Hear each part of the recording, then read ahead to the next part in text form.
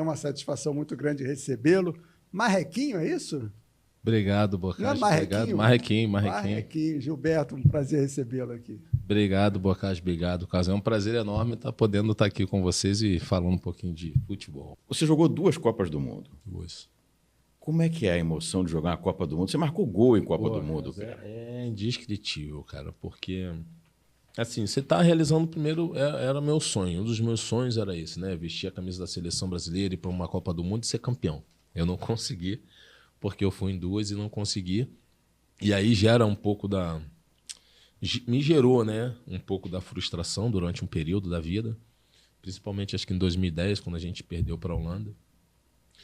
Mas é uma sensação assim, cara. Eu, quando fiz o gol contra o Japão, eu não sabia para onde eu corria. E veio um filme na cabeça, né? Desde do meu início lá, dificuldade para passar no teste no Vila Isabel como atleta e acabei sendo aprovado no gol.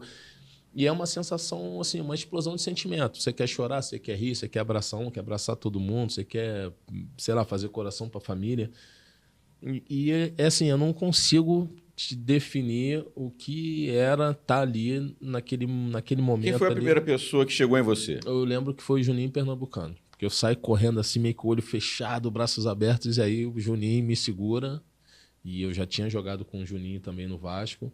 E eu lembro que é o Pernambucano, o Juninho, que me pega e me abraça, aí os outros chegam ali.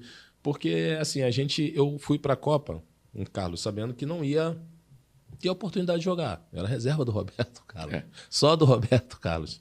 Então, a única coisa que eu pensava quando eu saí daqui foi assim, eu falei, cara, eu espero que o time vença as 2 partidas, as 2 primeiras, que a gente já se classifique, o Parreira poupe os caras e coloque a gente para jogar. E foi bacana porque foi justamente isso.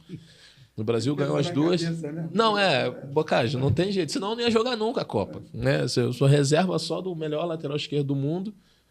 O Cafu do lado direito, o Roberto do lado esquerdo. Eu falei, cara, se os caras não for poupado, eu não consigo jogar. E aí a gente ganhou os 2 primeiros jogos, ganhou da Croácia e acho que foi Austrália. E aí veio o Japão. E o Parreira tinha um negócio que o Parreira ele não falava, né? Assim, ele tinha um pouco da ideia, mas ele não falava. E aí ele reunia todo mundo na sala assim para fazer a preleção. E ele só chamava os 11 jogadores que iriam mais próximo dele ali para ele mostrar a tática, né?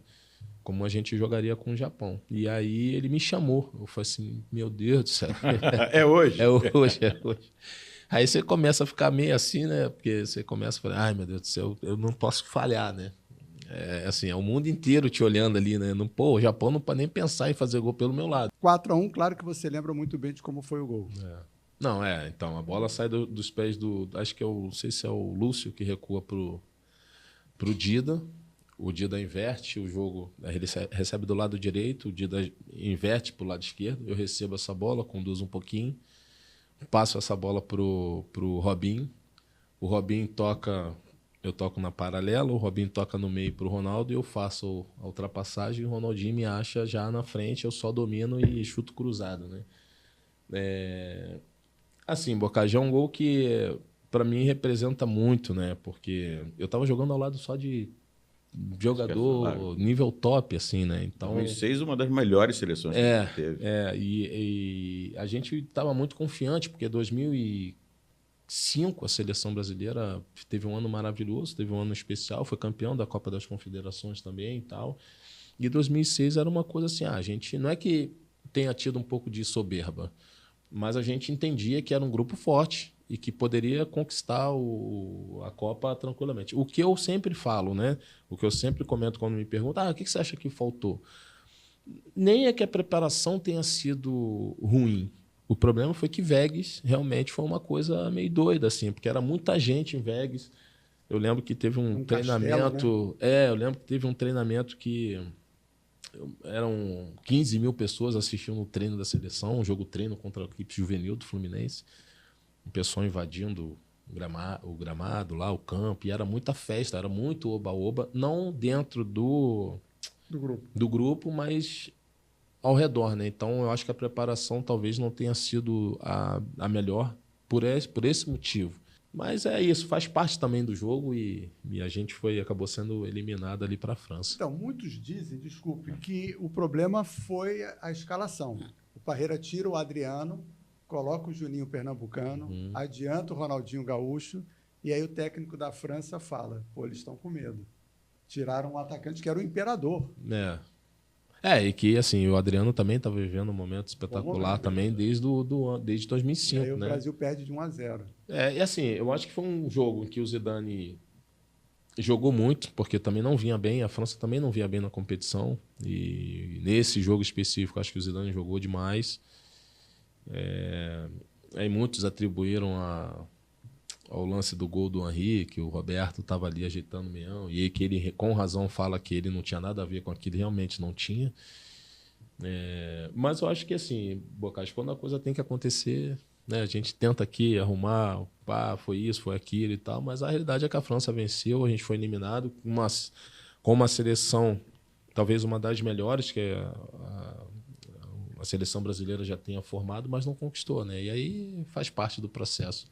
Você ali estava convivendo com Ronaldinho Gaúcho, Fenômeno, Cafu, Adriano, Roberto Carlos, Adriano, Gilberto Silva, Lúcio, Dida, Rogério. Como é que era o dia a dia com esses caras? O que esses caras tinham de diferente? Então, assim, o Ronaldo, quando me perguntam assim, qual foi o melhor jogador que você jogou, eu falo Romário. Mas o Gaúcho tinha um negócio que era uma magia que naquela época não tinha.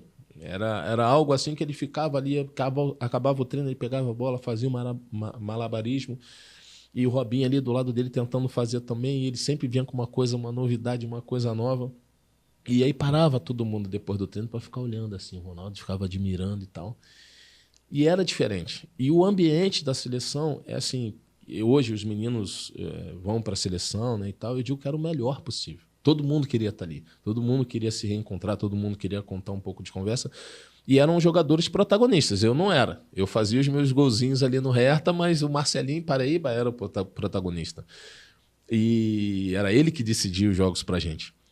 E ali só tinha jogador protagonista. Então, assim, era um ambiente legal, gostoso, porque eram jogadores já consagrados, jogadores já campeões mundiais, porque já tinham sido campeões em 2002.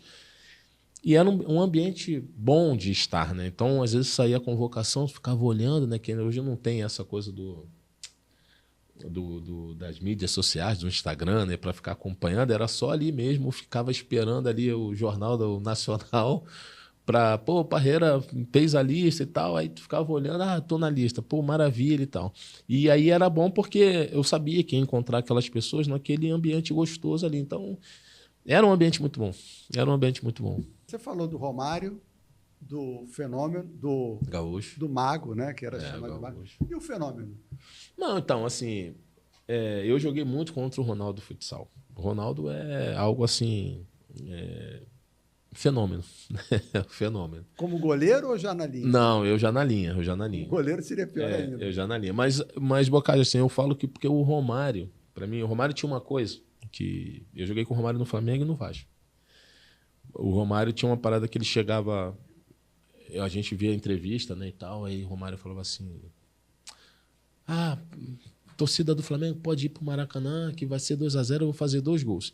Pra gente, que era assim, eu começando e tal, a gente fala, caraca, como é que pode o Romário tá incentivando os caras lá do outro lado, porque, porra, ele tá falando que vai fazer 2 gols, os caras vão ficar malucos, vão correr pra caramba e tal. E assim, acontecia exatamente isso, Bocage. Às vezes ele tocava 2 vezes na bola, fazia 2 gols, acabava 2-0 e ninguém reclamava. Então, para mim, o Romário foi diferente por isso. Porque o Romário antecipava o que ele ia fazer e fazia. Porque normalmente o cara fala, vou jogar assim, assim, assado, o cara marcava o cara ali, ele ficava nulo no jogo e não acontecia nada. Mas o baixinho era um negócio impressionante, isso no Vasco, isso no Flamengo. Então, eu coloco o Romário como sendo o melhor jogador que eu já joguei, melhor jogador. Mas o Gaúcho, para mim, era mágico, assim, porque ele fazia coisas com a bola que o Romário, obviamente, não fazia. E eram coisas absurdas, assim, de habilidade com a bola, né? De controle com a bola e tal. E o Gaúcho, para mim, foi um atleta, assim... E o Fenômeno? Um fenômeno, para mim, eu colocaria o Messi como Gaúcho e colocaria o Ronaldo Ronaldo. Não, mas como o Cristiano Ronaldo. Pois é. Porque, para mim, o Ronaldo é aquele jogador que foi trabalhado, que tal, e foi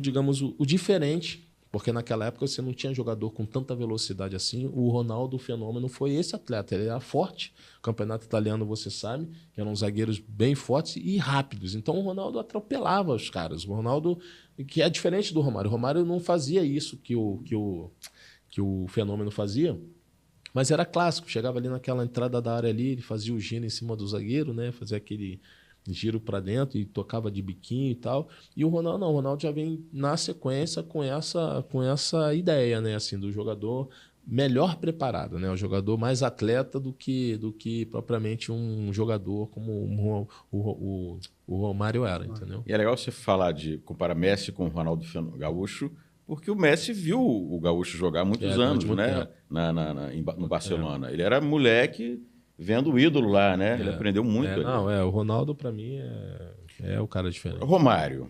Como é que era o treinamento com o Romário? O Romário participava dos tiros de 300 metros, de 400 metros? De jeito nenhum. O baixinho, naquela época, ele já fazia, como a gente fala hoje, do treino específico, né? Era o treino só para atacante lá. São passagens, né? E são histórias legais, porque eu lembro que o Bebeto, um preparador físico, né, em São Januário, a gente chegava lá, jogava normalmente domingo, segunda era folga, ia treinar na terça-feira, era treino físico, não tinha resenha, não tinha resenha. Aí o baixinho nunca aparecia no treino, né? E aí a gente fala, pô, mas cadê o Romário? Cadê o Romário? Os caras cobrando. Falei, não, o baixinho daqui a pouco tá aí, não sei o que, tá. Aí chegava o Romário depois, saquinho de bola. E a gente dava uns piques de 300 ali em São Januário, a gente saía de uma bandeirinha, dava um pique lá, e parava.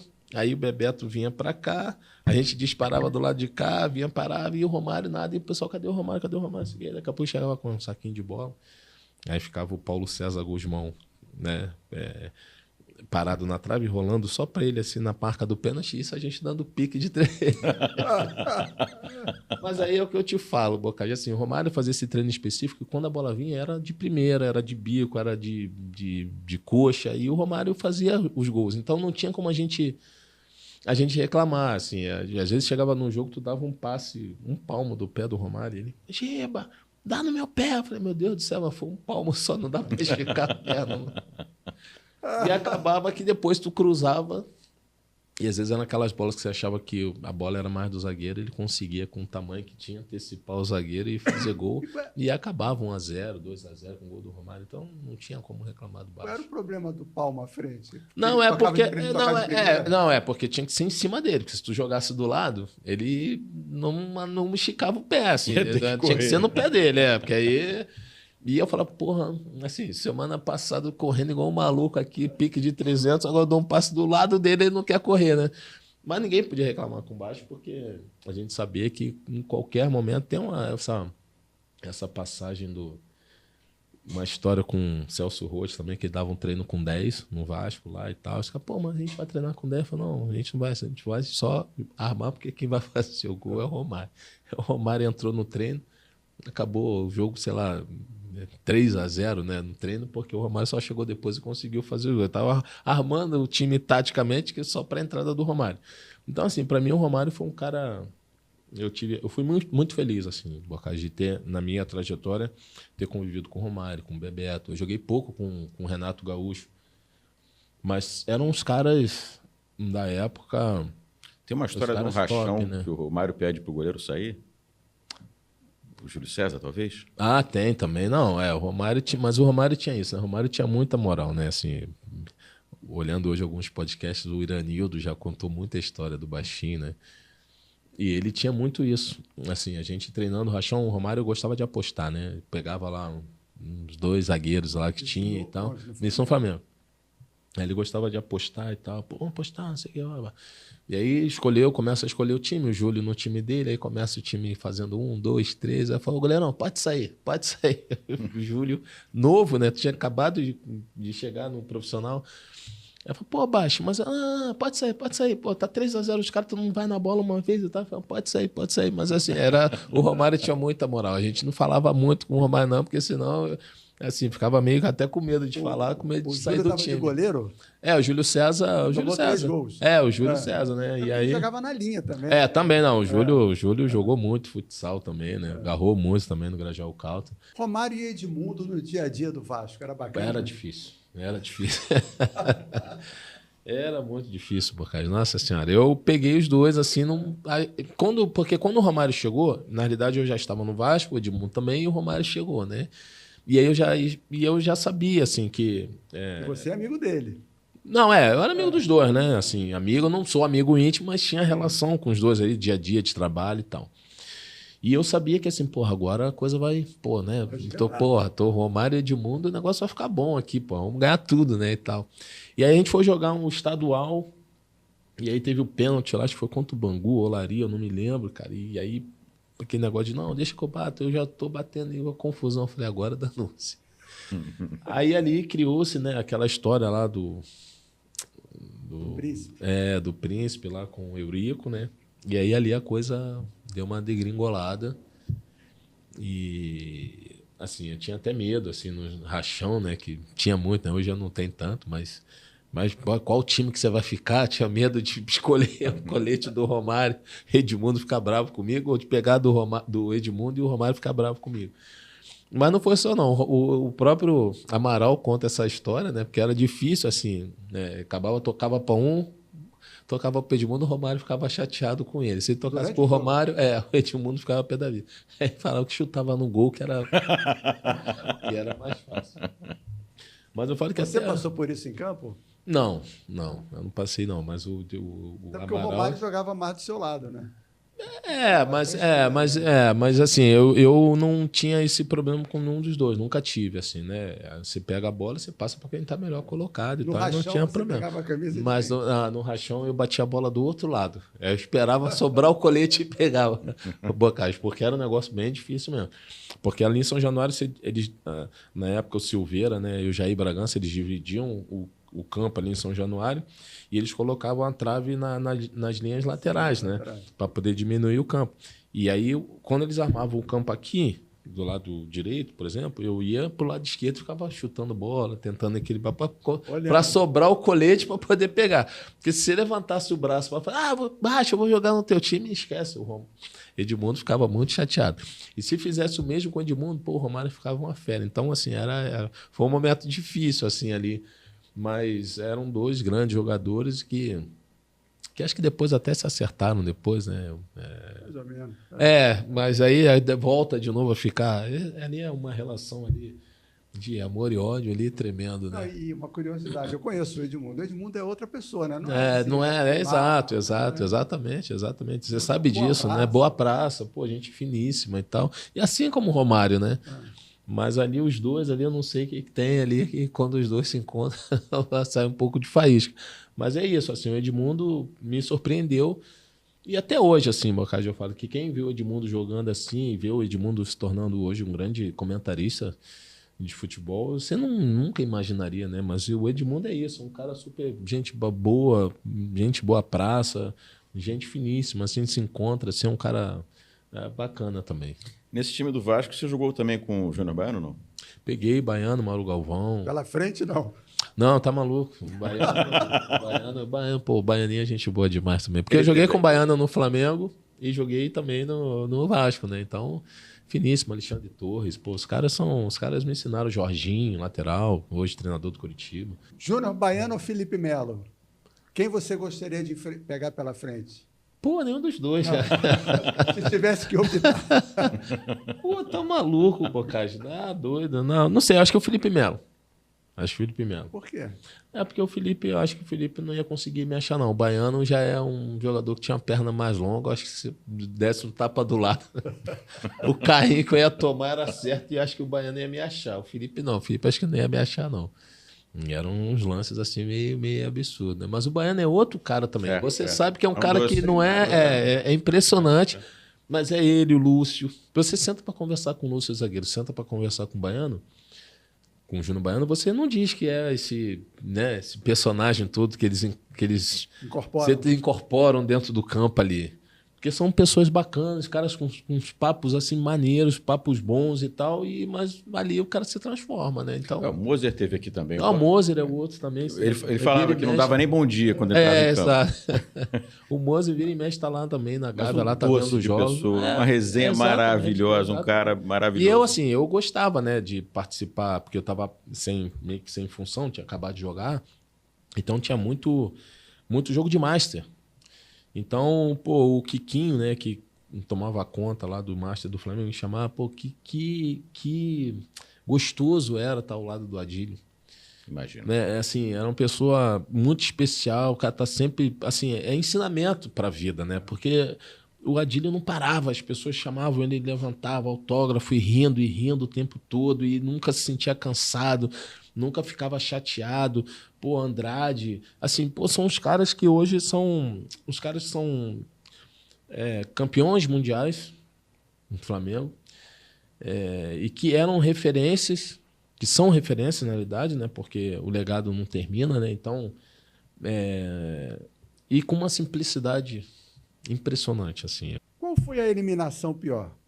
A derrota para a França ou para a Holanda? Com certeza para a Holanda. Por quê? Porque, Bocage, para mim, né? Para mim, acho que foi porque eu sabia que já estava ali com 33 anos. Eu sabia que era a minha última Copa. Eu sabia que eu a certeza de ter ido a 2 Copas do Mundo e não ter sido campeão do mundo, que eu acho que é um marco para o atleta vestir uma camisa como essa e ser campeão do mundo.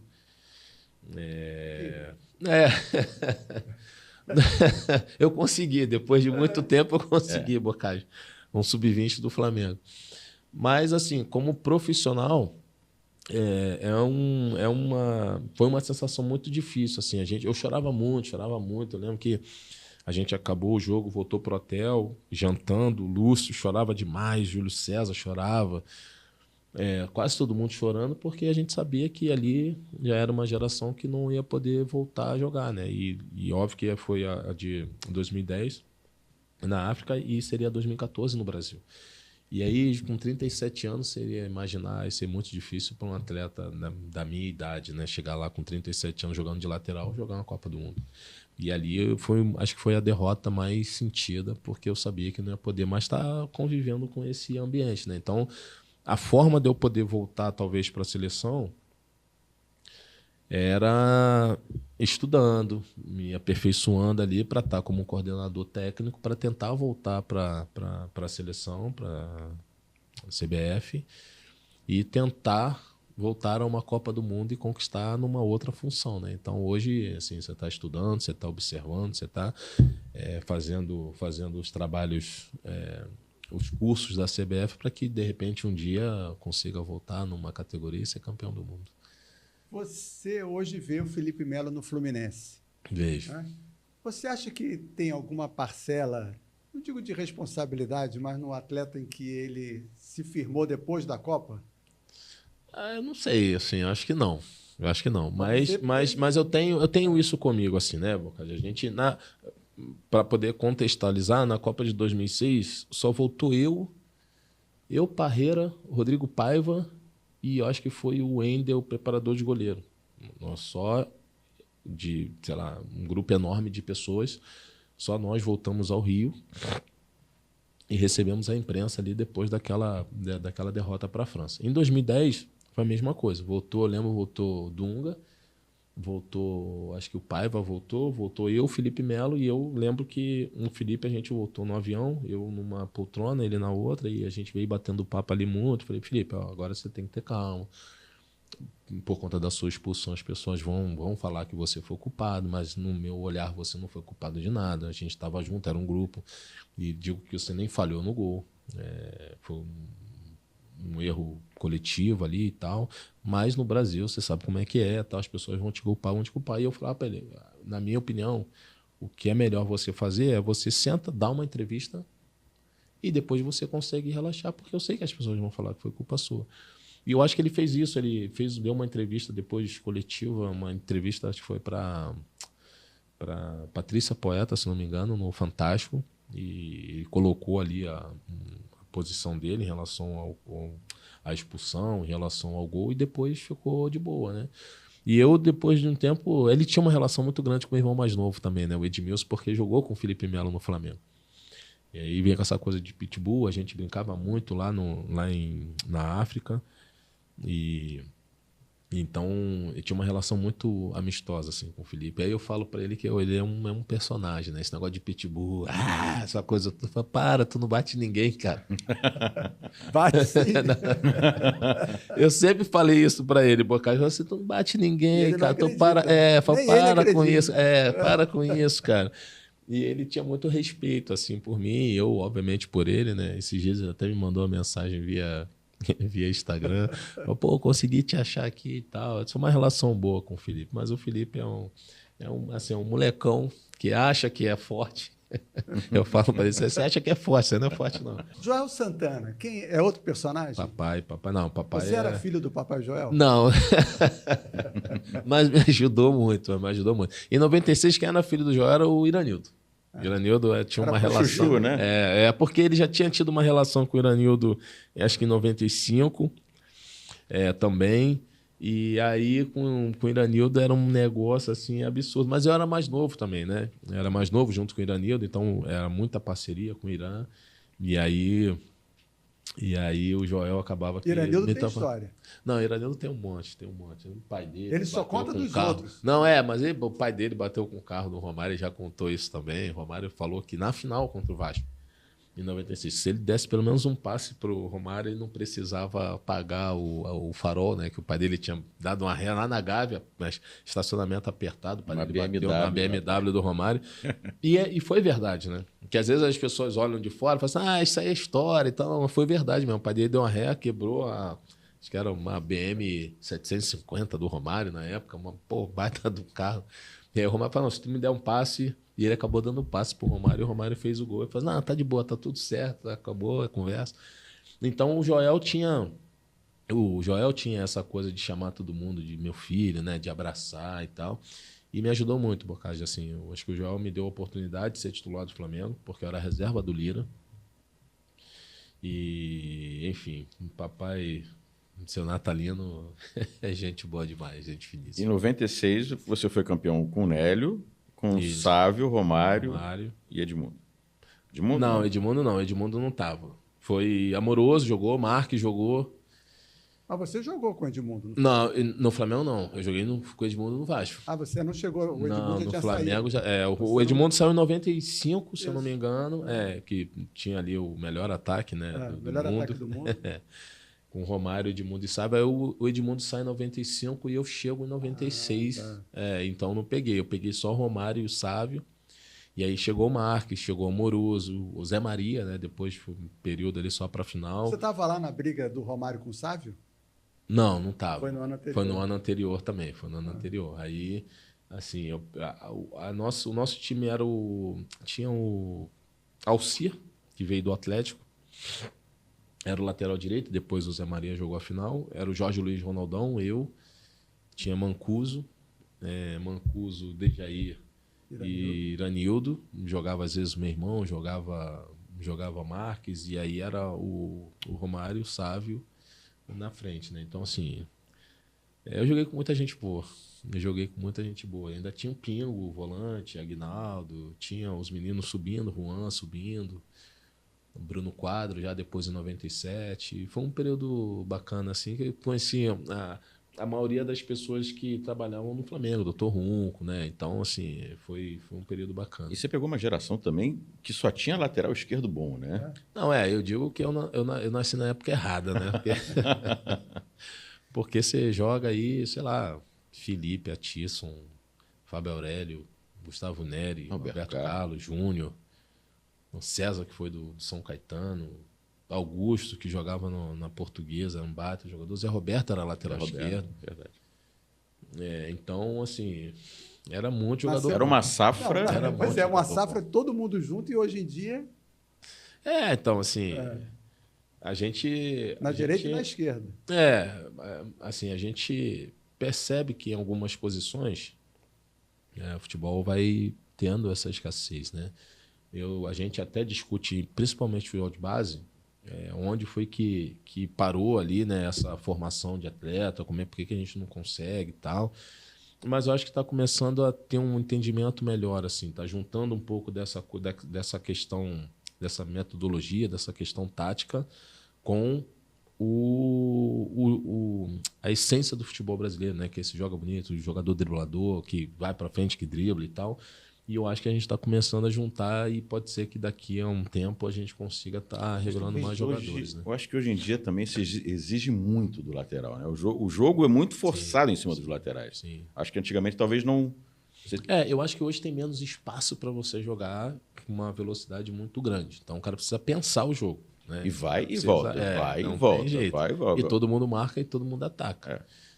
E eu acho que o atleta ele precisa ter esse tipo de informação. Eu acho que hoje tem, assim, não só no Flamengo, mas na maioria dos clubes que a gente vai e a gente vê a estrutura de futebol de base, metodologia, profissionais que trabalham, a coisa está caminhando. Mas eu acho que ainda